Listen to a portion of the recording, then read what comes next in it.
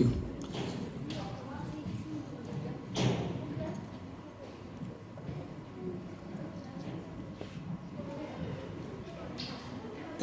بسم الله السلام عليكم.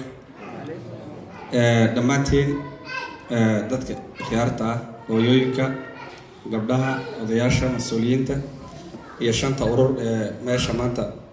ku midoobay shirka wada fadhiya dhammaantiin waa salaamaya. waxaan u malayn labada hadda luqadood aad looga hadlaya Oromiya iyo Soomaalida ama Oromada ma aqaan diyo waxa ka soo hadlay iyo gabadha kale laakiin anu waxaan ka hadlayaa haddii aan leedmo wax yar oo ururka dhalinyarta Soomaalida ogaadeynaya OYSU iyo aragtideeda iyo waxa ay ka qabto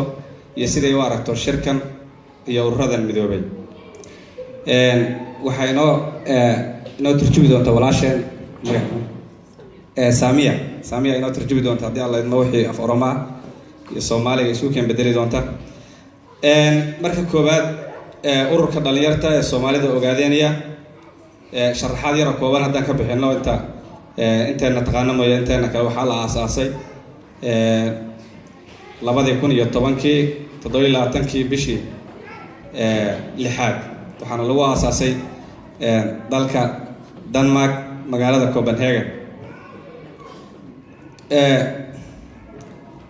intaa ka bacdi waxaa loo aasaasay ururkan inuu abaabulo oo isku xidho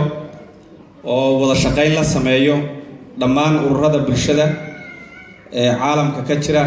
oo xidhiidh la sameeyo wax cid kasta oo u taagan in ay ka xorowdo cadawga rajiimka ah ee Ethiopia